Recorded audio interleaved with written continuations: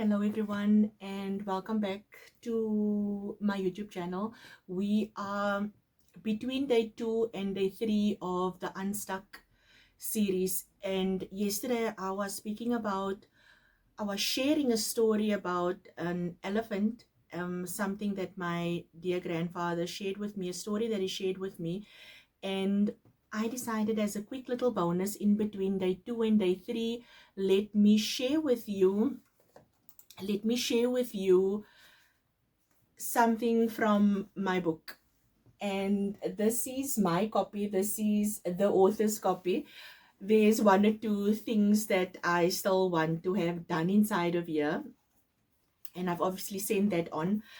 But there is a reason why chapter 1 speaks about breaking free from the chains of limiting beliefs. And as a bonus, I want to share a quick this chapter with you because it just has a special place inside of me when I read this. It's just unbelievable that these were my limiting beliefs. So it's called Mindset Mastery, Breaking Free from the Chains of Limiting Beliefs.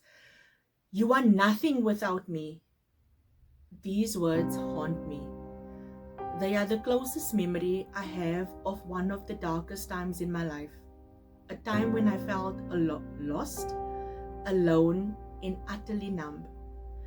I stood in the middle of what was supposed to be my sanctuary, a home that had quickly turned into a prison. The walls seemed to close in as those words echoed in my mind, each syllable like a hammer striking my soul. You are nothing without me. Tears streamed down my face, warm and unrelenting. The world outside faded into silence, as if the universe itself had paused to witness my pain. There was no husband, no children, no furniture, nothing to tie me to that house except the weight of those words. For years I had clung to a dream, a hope that things would change.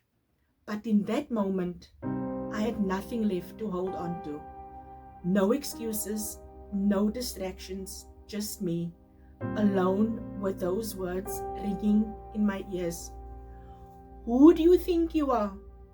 You will never become anything. Another memory surfaces. I was just a girl then, ducking as a book flew past my head and landed on the floor. How is reading going to benefit you? All you do is sit with books like they're going to save you. I didn't understand why I was being scolded.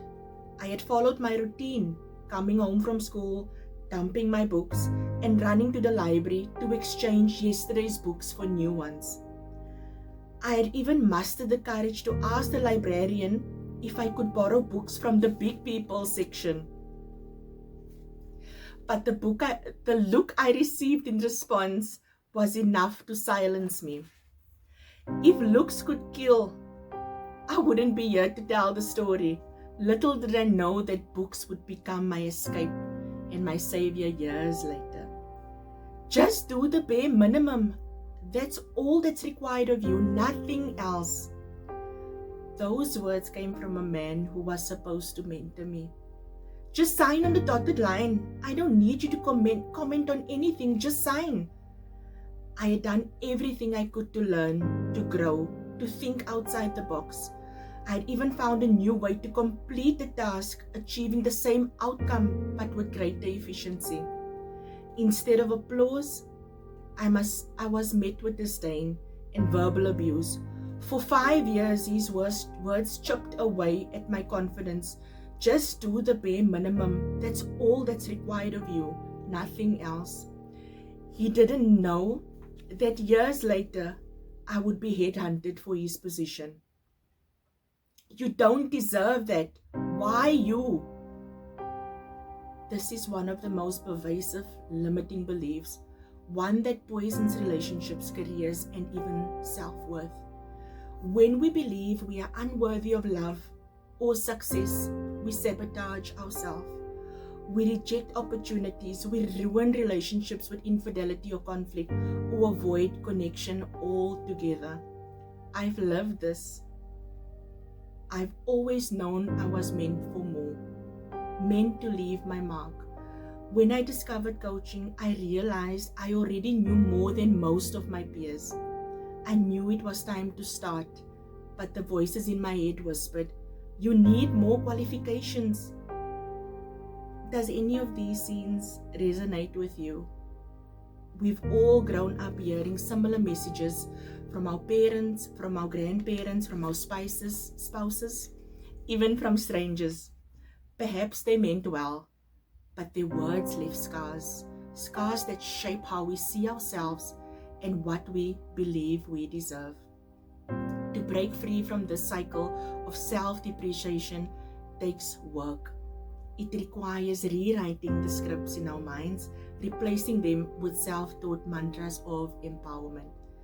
Left unchecked, these limiting beliefs can lead to eating disorders, anxiety, and even suicidal thoughts. But here's the truth.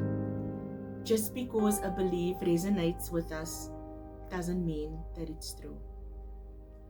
Past experiences may shape us, but they don't have to define our future. You can and sometimes must challenge those beliefs that hold you back. So how do you recognize a limiting belief? You start by examining the areas in your life where you feel stuck or you feel dissatisfied.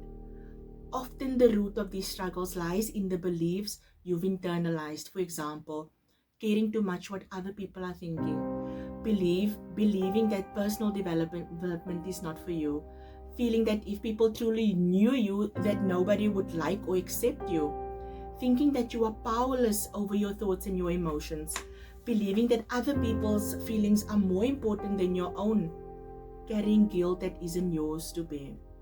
Does any of these sound familiar? If so, you are not alone. I'm thrilled to share this journey with you. And in this book, you'll identify, or you will learn to identify those limiting beliefs that's holding you hostage. Beliefs that have kept you from reaching your full potential, not only in your business, your relationships, your life as well. You'll discover how to replace those beliefs with empowering ones that actually set you free. You'll learn to take action to reinforce those new beliefs and simply to create a life that aligns with your deepest hopes and dreams. And then I just end off with a couple of self-reflection questions, as you all know me. And yeah, that's chapter 1, and I'm super excited to share that with you. I hope that you've enjoyed it. It always takes me back. Parts of it leaves me very emotional.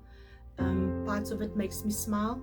But for most of it, I am so happy that I've had to go through all of that, because it has truly shaped the person that I am today.